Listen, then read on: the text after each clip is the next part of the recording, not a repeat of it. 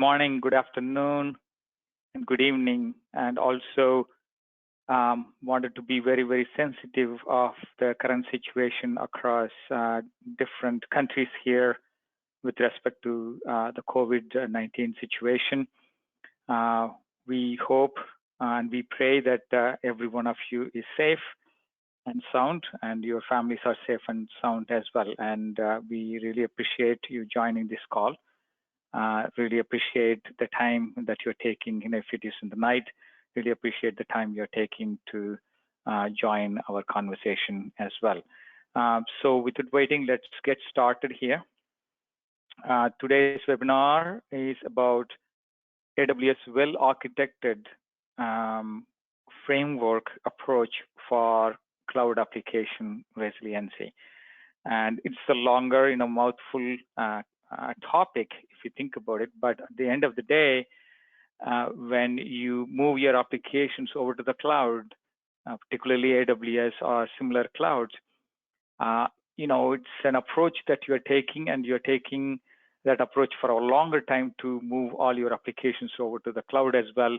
So when you begin the journey, it's important that you think through the entire approach of application resiliency, starting from backup, disaster recovery, and covering the entire environment and so on. So we'll go through a bit of introduction, conceptual understanding of this, and we'll cover with a demo as well. Okay. By the way, the entire webinar will be recorded and distributed for those of you who could not attend live, as well as if you have your friends and colleagues who might be interested in this webinar, please forward to them, as well as if you could share this webinar, registered and recorded webinar across your social networking as well. So to begin with, all these dynamic cloud-enabled or cloud-native applications, right, need cloud-native backup and DR.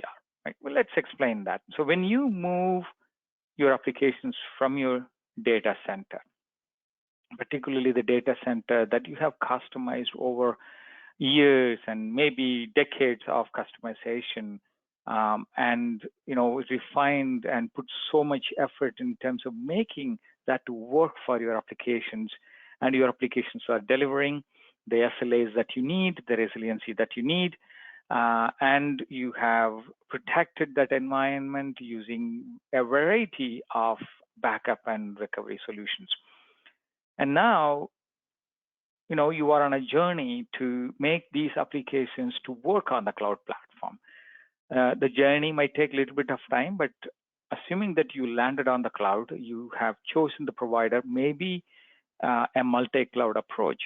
Once you begin the journey, now you have to really understand the operation complexities associated with that journey. To begin with, you cannot even customize the way you want to suit your application requirements from an infrastructure perspective, the cloud platform. So the cloud platforms will behave kind of in a standardized way, which means that there is maybe a few ways you can customize it, not many different ways that you might have gotten used to when you were operating on the data center side. So existing lift and shift applications, when they move to the cloud, what is the behavior with respect to backup and DR to begin with? And then is there a possibility of really increasing the resiliency of your applications? One set of categories. Second set of categories, the modern applications model being built using containers and run on Kubernetes platforms, and variety of Kubernetes platforms provided by the cloud providers themselves, or maybe you're operating on your own. There are few different ways to think about your application environments here. Maybe that you are running completely on the Kubernetes environment, all your applications, and so on, or you may be configuring your front end of the applications on the Kubernetes platform with containers, and the back end of your applications might still be running on the virtual machines, running your databases, your platforms, your other systems, because you don't want to disturb them. you have proven that they work, and you have an operations model that delivers SLA. So why bother changing that? We call that as a kind of a hybrid model where you have the containers as well as the VM-based environments in the backend. The third model is that the front end of applications are running using containers, and the back end might be serverless. I mean, when I say serverless, RDS is a serverless because you don't see the servers. You are directly dealing with a service that takes care of some activities, and that service has an SLA. Now, with this model, you are responsible for your applications and so on, and then the service provider, the cloud provider, is responsible for delivering a particular services resiliency model. In all these scenarios, you are getting into a new world where there are newer possibilities, but also the complexities associated with it, right? Having said that, there is another angle to this situation as well. More and more organizations are getting attacked with ransomware attacks. And they are completely automated nowadays. They are dormant to be awakened up at some point in time whenever the ransomware attacker decides to go after a particular company.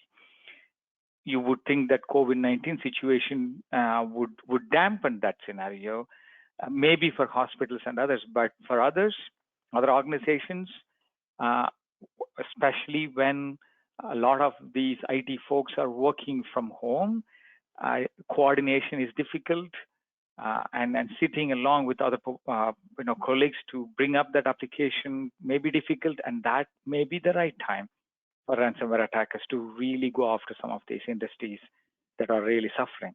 And in these situations, if you are in a position to guarantee that SLA of application resiliency, how would you really bring that back, right? So there is another angle to think about, not just from your backup and recovery perspective. Now, when you go to the cloud, the responsibility between the cloud provider and you is so different from the responsibility when you're operating on your own data centers. These responsibility matrices are clearly defined over a period of so many years now that cloud has become ubiquitous. The infrastructure responsibility, service security, and also the API and console access SLAs, they are different from your infrastructure SLAs, are clearly defined. And if you are not familiar, you might consult with your account executives from AWS and other providers, and also you might want to talk to your SIs who are consulting partners that are handling your AWS responsibilities to understand what it is. And at least even if you are not directly handling these applications, it may make sense to understand what is that boundary. Now, as a customer, you are responsible for all the implementation, configurations, and operations of your applications, right? And the availability as well, the availability capability, meaning the infrastructure level service is providing the level of enabling you to do the backups is AWS responsibility, but the actual application availability itself is your responsibility. So as the security as well. So if those situations, you will have to really understand this responsibility model and be familiar with it, because at the end of the day, when you think about different tiers of the applications, when I say different tiers, platinum tier is a tier 1 application from your business executive's point of view, and they are demanding 99.99. Just imagine a situation where 99.99 means that per month, this application, be it just a traditional downtime or an application-induced downtime or a human-induced downtime or a natural disaster-induced downtime, the allowed disruption for 99.99 is 4.5 minutes maximum per month, right? If you aggregate all of that over a year, you can only be afford to be down less than an hour. And just think about it. Even your traditional recovery takes more than an hour, right? If not 4 hours. We are not talking about RPO here. We are talking about just the recovery time. So when a situation happens, if it is platinum tier, maybe you're designing that application with HA in mind. Other tiers are also of that same type. So if that's the case, depending on the tier of application, you have to architect your infrastructure appropriately. Right? These all, again, well-documented frameworks from AWS, from other providers with respect to resiliency. If it is AWS, you have kind of a well-documented, 50 plus pages of information to go through and understand what you could do, how you could leverage the AWS resilient infrastructure to do things the way you want it, right? To start with, automated runbooks. That way, the human-induced errors kind of decrease. And also, when you provision that infrastructure, maybe 20, 30, 100, 200 virtual machines, maybe the dynamically allocated infrastructure configurations through the load balancers and the auto scaling capabilities of the cloud could be leveraged, but you need to code them up properly. Right? Secondly, consistent deployment. If you want to, again, reduce the error, when you go through the approach of CI/CD, you can at least revert back your deployments to your point. And you'll have to test your failovers once in a while. I mean, it's difficult as it sounds, because if you are coming from the data center world, you know how difficult it is to even call up a provider that you might have outsourced for the resiliency services and tell them to do one more testing. Well, they would say, yeah, depending on the scenario, you might end up paying anywhere between 30 to 40K for that particular testing alone, right? And again, it depends on the size of your application, size of the infrastructure, and so on. On the cloud, you could make it a little easier, but you should be ready to do that work. Similarly, other best practices put forth by AWS gives you an idea of what you could do in terms of best practices for your application resiliency.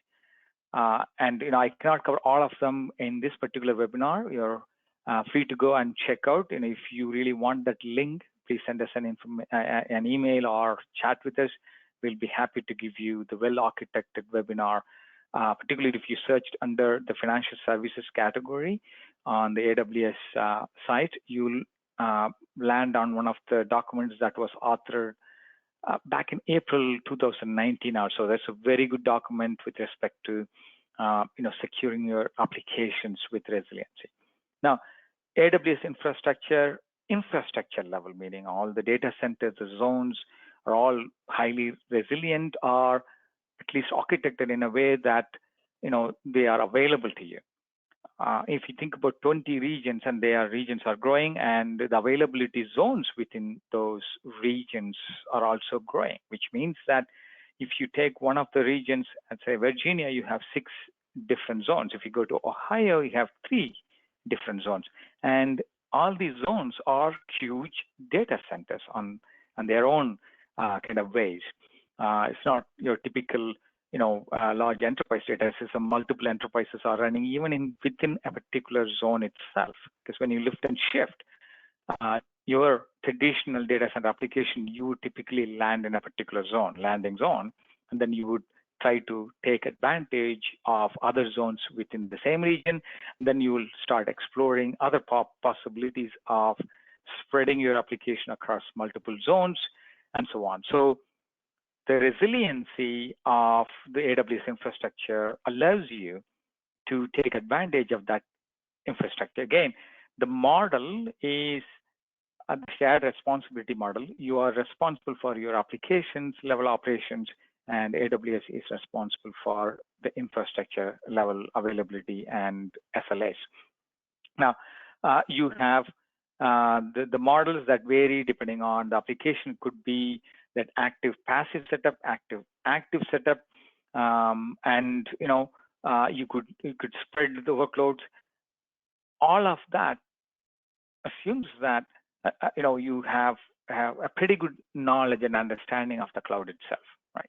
So given that, when you try to do the basic infrastructure level architecture for resiliency, one of highly recommended operation is that do the DR testing, right? When you do the DR testing, which means that you should be able to go through 5 pages long. If you refer to the document that I mentioned about well-architected framework for financial services or any highly available application, you will have to go through a number of steps, 5 pages long. Don't be afraid of all of that, right? But if you follow some of these best practices, you are better off. And do not even forget, cloud provider is not responsible for backing up. They give you the capabilities. They might even give you some of the services that you could take advantage of if you wanted.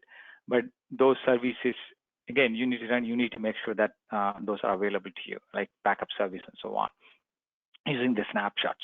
But if you want to really kind of test the resiliency of your solution, of your application, you will have to do all these steps to make sure that in the case of real failures, real disaster, real cyber disaster, you are in a position to recover your applications properly, right? Now, given that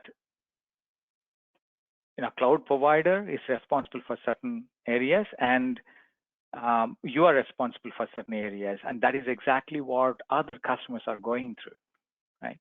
And there have been a number of inquiries, and the inquiries have been increasing tremendously since 2016 onwards, because people who have migrated over to the cloud and understood the capabilities and also the restrictions, the constraints compared to their data center, they're calling up Gartner-like analyst firms for their suggestions or recommendations or the tools and so on. So the inquiries have been increasing from their point of view based on the cloud planning guide back in 2019. So it's not just you, everyone is looking at it. And given that situation, so your requirement is that you want to achieve the application resiliency. And that is a nightmare. Let me put it this way, because if you look at the situation of buying a backup solution, backup and restore solution, backup and restore, particularly not recovery solution, right? Backup and restore infrastructure, you buy and operate that infrastructure for your application. And you are responsible for making sure that the backup application itself, backup application data management infrastructure is highly available. And typically you will end up kind of positioning or operating from a particular zone where you landed. And then you put the backup agents. The backup agents are, have proven in your data center. But when you configure those backup agents with auto scaling groups where the compute scales automatically, you will have to configure them appropriately so that they can span, right? And also they have the ability to contact back the backup manager to properly back it up. And this is a scenario that you might have not faced when you are in the data center. So how would that work in the cloud platform? Third, very important one, you may not realize immediately, depending on the size of your application, the type of application, the amount of data, and so on. The backup jobs through the agents will run through your own production network. Unlike the data center, where you could potentially dedicate a network card for your backup traffic, there is no such kind of a configuration available unless you particularly reference and then configure your network appropriately, right? It's very hard to do. And how many of the capabilities are exploited appropriately? Even that, it's very difficult to kind of configure, and even harder with virtual machines because you are only getting the virtual machines. So that becomes a nightmare situation because you are trying to back up over the same network where the production network is also shoving in the production data. And even if you try to do that backup and restore, kind of, you made it work, you have proven it's kind of functioning decently. And now if you have to do DR activities, meaning that if my application fails, where do I bring up? Maybe the region doesn't fail, but the zone, a particular service might fail because the SLAs for individual services from AWS are different from others. So, some might have 99.9, some might have 99.95, some might have 99.5. So if you have to bring up those environments, you are looking at multiple systems in a backup system, DR system, and probably you're coding with some kind of an infrastructure as code. You're putting everything together. With that, you're also handling the storage lifecycle. So if you're adding the storage to the back end of the backup, the latest ones are kind of decent in the sense that you can dump it on the S3 bucket. If you have one of the stores, that's perfect. But how do you really quickly recover across multiple environments? And when you recover, particularly, you are dealing with infrastructure as code. If you know the cloud formation, if you have exploited the cloud formation to the fullest extent, you might have come across the complexities associated with the nested cloud formation templates, the limitations of number of resources that you can actually spin up at a particular point in time, and the multiple steps that is involved in terms of dependency mapping and so on, because you need to really understand your application infrastructure to properly code your infrastructure itself. If you have difficulty, or if you had the difficulty in the data center to really understand how an application has been put together across multiple virtual machines, then you would understand how difficult that is in terms of putting together the infrastructure as code. In addition to that, now you need to manage cloud services management across multiple services coming together, configured to make it work for your production application. So if we consider all of that, now do you think it can work for a ransomware recovery where your entire zone has been taken over, encrypted?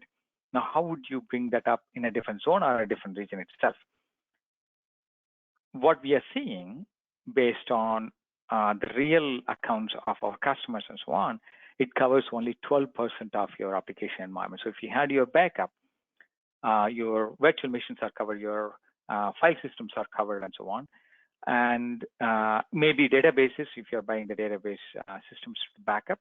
But what about your rest of the environment, your application environment itself, right? With the networking, with the load balancer, with all the configurations. So we'll go into the details.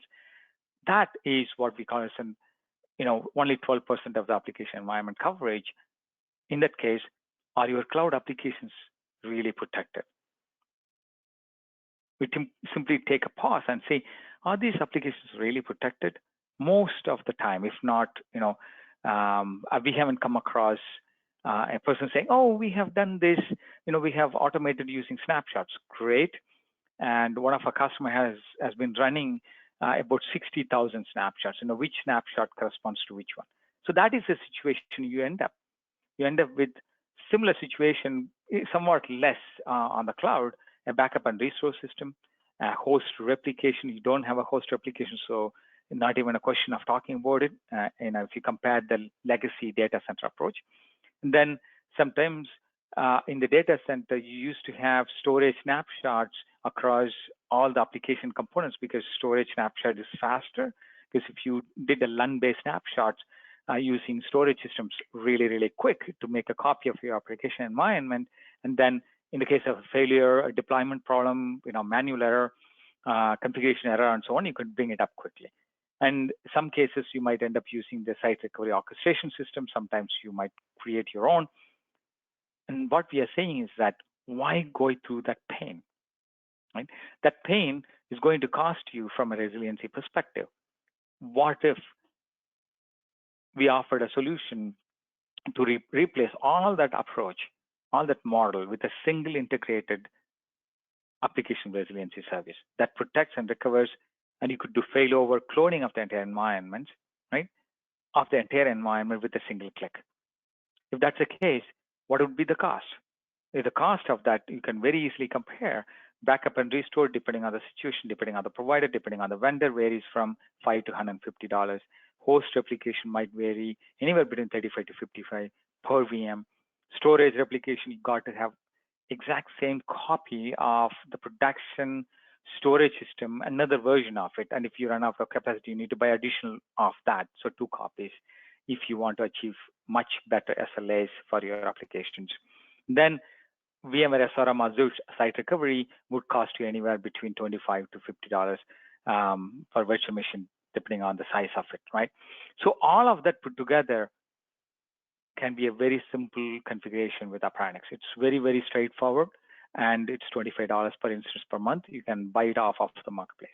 It's so easy that we'll show you how simple it is to work, because we have handled all the complexities for you. All you have to do is to subscribe, which will automatically discover all your infrastructure environments. You put the policies so Appranix can create your application environment time machine, right, based on your policies, which will allow you to go back in time and recover at any particular point in time. Hit recovery whenever you need it, in the same region, in a different zone within the same VPC, or completely different VPC, or in a completely different region itself, depending on the data sovereignty issues, the complexity of your network. All of that are taken care of by Appranix. And when you recover, think about this situation. Your application environment could be much more complex than this. This is a very simple 8 virtual machine spread across 3 different zones. So you can see, in fact, two zones in this particular case, 6 virtual machines, and 2 of them are kind of doing some other activity. So if you think about it, all these configurations and the dependencies between those virtual machines and other services of the infrastructure on AWS, and load balancers configured to auto scale if you have configured the load balancers, and take advantage of that for sure, because it's software defined, so it's easy to spin up more instances if an instance is taken over for patching purposes and so on, right? All of that, how would you really know? And the security groups associated with the DHCP options, ACL permissions between the instances, all of that need to be properly configured. And in addition to that, if you have to create multiple copies of that, depending on the time, depending on your use case, how would you achieve that, right? And that's where we could either give you a straightforward service that you can start, or even you can approach a managed service perspective. Managed service providers are selling on top of the cloud. They have launched cloud native backup and disaster as a service as well, right? And you can onboard, protect, and recover your applications over a coffee break, and we'll demonstrate to you exactly how it can be done. Many enterprises have gone to this model. And one of the enterprises, LoadSpring, and they have customer SLAs that are very, very crucial. In fact, their requirements are 15 minutes RPO and RTO. It's very difficult to achieve even in the data center. And gone through that. Other providers are one of the large mortgage providers in the US. They have been growing on AWS for a very long time. They have about 1.5 petabyte type of environment. If you think about it, especially during these times, it's hard to really keep up the changes to your application. And when more and more applications are coming in for refinancing, how would you keep running, right, continuously? That situation. Another large enterprise, they've been running on AWS for a number of 3 to 4 years, and if you look at their configurations are enormous in across 13 different VPCs. It's a complex set of applications they are managing. It's a huge enterprise, $10 billion revenue in terms of what they are responsible for in terms of making sure the systems need to work. And Pragya, they've been running on Google Cloud for a number of years, and they've been one of our great customers for a long time. They've increased their resiliency multiple times using our system. So all of those, if you think about it, how can you achieve it? And the way to achieve it is very simple. Appranix SaaS, you sign up, it discovers cloud application environments, read-only access. We do not modify your production environment by any means. And you can continue to change and configure your production environments the way you like it, through API, through console, through CI/CD pipelines, through other management systems. You are free to configure and change your production configurations. Continue to do that, introduce more virtual machines, introduce more containers, all of that is totally fine. Appranix will build an application environment time machine and will continue to learn from that environment so that at any point in time, if you want it, you can pick an environment from the timeline and you can recover it, right? So that's simple. You can also integrate with your CI/CD pipeline. If you're a DevOps shop, no worries. With a single line of code, you can simply introduce application resilience. We call it as a continuous resilience for your applications. And you embed this code depending on your assemblies. Assemblies are a combination of virtual machines at the higher level, right? And I will show you how it really looks like. So Appranix is a proven solution. A lot of enterprises use them. Service providers have launched many services on top of our platform, SaaS platform. So we deliver true cloud application resiliency, which we can say industry first. And we are seeing a lot of traction with cloud partners. So you could go and search on the marketplace. There are two different versions available, pay as you go, as well as annual commitments on the AWS network. On the Google platform, you'll see two different versions of it, one for containers separately, as well as for the traditional environments, and the Red Hat container application resilience marketplace as well. So given that, let's jump in for a demo. So here, when you look at the application, let's see if the application is currently running or not. This application ran into some issues, but no worries. So if you think about it, this application is running here with many instances. They are scaled using the load balancers here, and you can see application level load balancer the platform level load balancer with the network load balancer and the application level load balancers are called ALBs here. So both load balancers are in play, network as well as application load balancers. And this environment is running on the Northern Virginia region.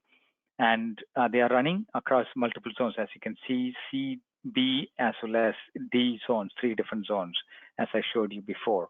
And that's a picture that you had seen. This exact picture that's represented here. So this is the picture that you have. That if you see, this is just a bunch of items running in your EC2. But if you bring across, if you bring other services together, the complexity is very similar to what you saw. Now, if this environment dies, so we are going to bring down this entire environment, and we are going to test how it runs. So here, the way to get started is that when you sign up through your marketplace, so if you go to AWS and Appranix, you will land on the AWS marketplace, and you can choose which one you want to go with. Continue to subscribe. You will get an email to prompt you to create an account. You give a password, you are in. So that part is already done for me because I've been running it, and let it log out. So I have an account called demo. I have a login ready to go in. So once you go in, if you don't have any cloud connection, if you are just coming in fresh, you will land in a place called Cloud Connections. You simply add a cloud connection here. So in this particular case, AWS, it's a demo cloud connection, right? Cloud connection, and you simply grant the role base. This is per AWS well-architected framework basis. So you discover Northern Virginia, that is where this particular application is running. Allow cross-region. If not, then you can do only within the same region as well, only within the same region. Northern Virginia, you could also do 2 different regions. So you could say use the Oregon regions as well. So you can have simultaneously 2 different copies. And all the services here. So you can select the services. We'll continue to add the services. You can also remove some services. So you can say, I don't want RDS. That is also easy. And then say next. Appranix will customize the discovery for you. So which means that we would need permission to discover your environment. So that permissions need to be configured we made it very easy. All you have to do is to execute that cloud formation created for your configurations. You are running within your account. So in this particular case, this is an AX demo account.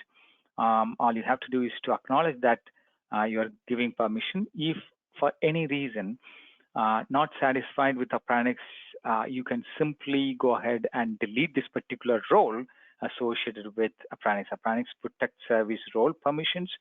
It will be very visible in your IAM policy. Go and delete it. Appranix will lose access to your account. Very, very simple. So again, the same best practices we strictly follow because we are dealing with enterprises. We do not take any of your data. Data is not copied to our service. The data is within your own AWS account, within AWS, right? We only query your metadata of your environment, and then we ask permission to manage that environment depending on where you want us to manage, right? So given that the creation is complete, so we go to output, the ARN is copied, so simply just cut and paste that ARN here and connect to the cloud. That's all you do. After you connect to the cloud, all the information from your application environment will be automatically discovered. And that discovery will give you not only an option to look at not just the EC2 environment, right? So when you look at the EC2 environment, you'll be seeing, if you go to the services here, EC2 obviously runs, sorry, it's right here, runs all your configurations. What about your load balancers? So load balancers here, which means that your security groups and number of security groups running in this environment, all your key pairs, all your, you name it, all your volumes associated with it, and your VPC. So if you go into the VPC configurations, you will see a host of new things as well. So if you go to VPC, you have plenty of those configurations depending on your environment. All your subnets, all your route tables, can see all those configurations that are being managed by different teams. And now you're in a position to guarantee that application resilience. And how would you do that? So Appranix has discovered your environment.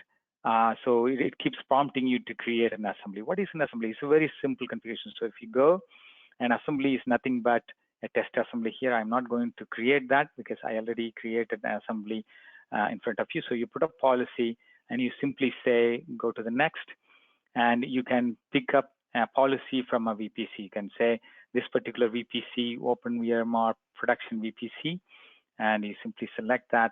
And within that VPC, select that particular VPC and select your region. Again, you're given an option to kind of go ahead and select recovery region. You can select all these instances. Basically, an assembly is simply not all the resources that you have to select. You know your application is running using an RDS instance and 3 compute instances. That's all you have to select. Appranix automatically figures out a way to create and identify that particular assembly. So in this particular case, I have already created one such assembly. Once you create it, you can see I would only select this compute. In this particular case, I don't even have an RDS here, and everything else will be automatically associated for your assembly. You don't have to do anything. Appranix will figure out all of this. Then your policies are here, weekly policy, daily policy, hourly policy, and so on. You can figure out, or you can actually change the policy and customize it, if you will. And that's it. That's all you have to do. Appranix will build an application environment time machine. Within the timeline, you can see and go and navigate to whatever the daily thing that you configured. So you can go back to April 14th. If you look at the April 14th one, you have EBS volumes that are captured at that particular point in time. You have the entire environment captured and copied and maintained in the Northern Virginia region as well. So if I want to go back to that particular time, all I have to do is to click that recovery button. So my application was down, so you can see 500 error. So I say April 14th recovery, right? Configure that in the other region. So other region, California region, I want the entire application or I can just configure to select the region as well. If it is the same region, you can select and recover it with the same VPC or a different VPC as well. So in this particular case, let's select the other region, that is a California region, entire assembly, and hit the recovery. Now, at this time, you can say recover, and because you are going to utilize all the cloud resources in the other region. Another key thing is that you can also, if you are testing, for example, you can also enable scheduled reset. So Appranix will automatically clean up that environment without your knowledge. You don't have to do any work. Of course, with knowledge, but we don't have to do any work at a particular specified time. So you could say, today or number of days, you delete it tomorrow after the work, after number of hours. So that is also automated. You don't have to do anything. I'm going to turn that on so that I don't have to remember to do that. Click the recovery and you are all set. So you're going back in time to April 14th, right? You're recovering that environment. Now, that environment resources are so many. How do you know what changed on April 14th, right? I might have changed the subnet. I might have changed anything. So if that is the case, what's happening in that environment? So you're going back and look at the California region, right? In fact, I'm going to turn this off so that turn the previous virtual machines off, just to make sure that the application will come up here. So turn these off, all these virtual machines running in the Northern Virginia region, and we are anyway recovering everything in the California region. Back to April 14th date. So when you think about it, all these applications will come up, all the application components will come up. More than that, what will happen is that, let's go back and come back again. So Northern California, and I triggered an important stack called April 14th recovery. So April 14th, if you go into the resources, you'll see number of resources coming up at a particular point in time, right? So if you go to the designer here, it gives you a nice idea of what it is, of what that environment will actually look like going back in time with the data. And the data point is that. So you don't even know what happened on that particular day, right? And here, the configurations and the load balancer configurations were recreated as if nothing happened. The dependencies of it, right? Just imagine bringing up the entire environment with the click of that button, going back in time, be it ransomware recovery or even simple use cases like I had deployed a really bad solution while working from home. Really, really sorry, but the application is down. So now I have to really go back in time. And how do I know? Even if I went back using my CI/CD pipeline, you can only deploy the application component of it. The infrastructure might have changed, right? There is no guarantee that the application would come up as if it was April 14th. So if that is the case, how would I really guarantee that application is back up and running? So here it is. All the instances have come up. All of them are running, initializing. So Appranix is almost done with the job. The recovery times, if you think about it, overall, it depending on the size of the environment, since we are firing things in parallel, we are pushing AWS to do its best job of creating resources in the best possible way to bring back that resources as quickly as possible to make your applications run. What happened here? Sometimes I don't get this UI. So here, if you think about it, all the resources, all the events for creating those resources are all recorded, right? You can go back and review any of this if you don't want it, and we capture all the logs.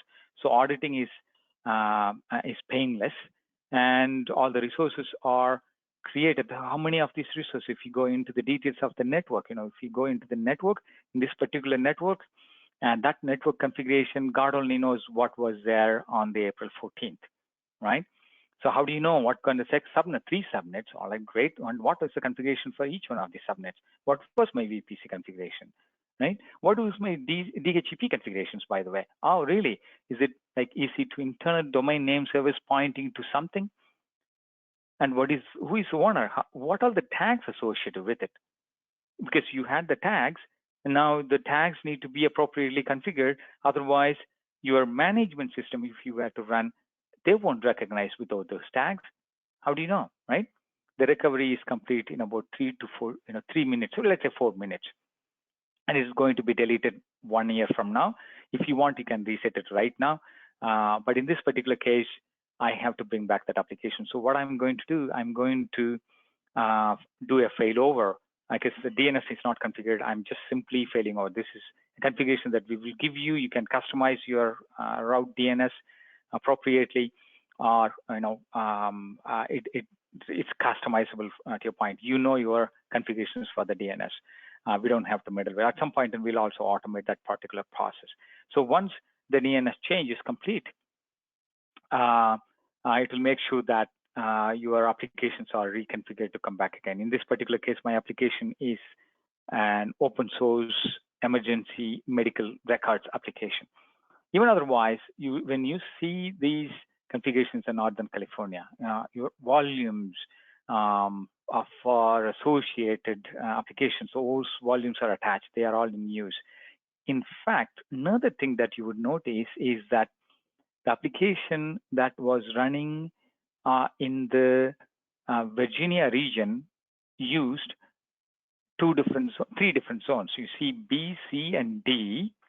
In this particular case, we were able to collapse that to 2 zones. That way, you are guaranteed, even if you go to some other region where you have only 2 zones, Appranix automatically collapses the 4-zone, 3-zone into 2 zones or availability zones, right?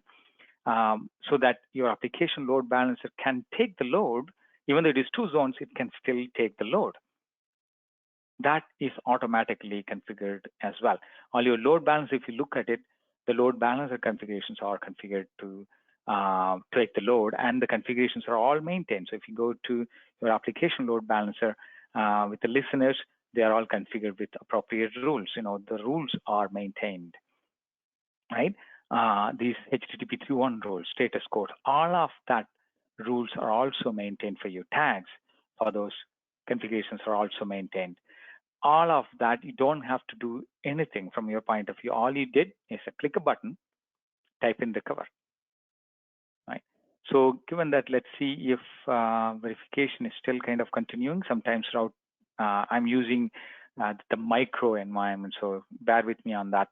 Application is actually coming up, so you can see waiting for, so it does identify this as the location of the virtual machine is running, but let's see if it comes back quickly here. So let me stop here while it comes back. Any questions from the audience?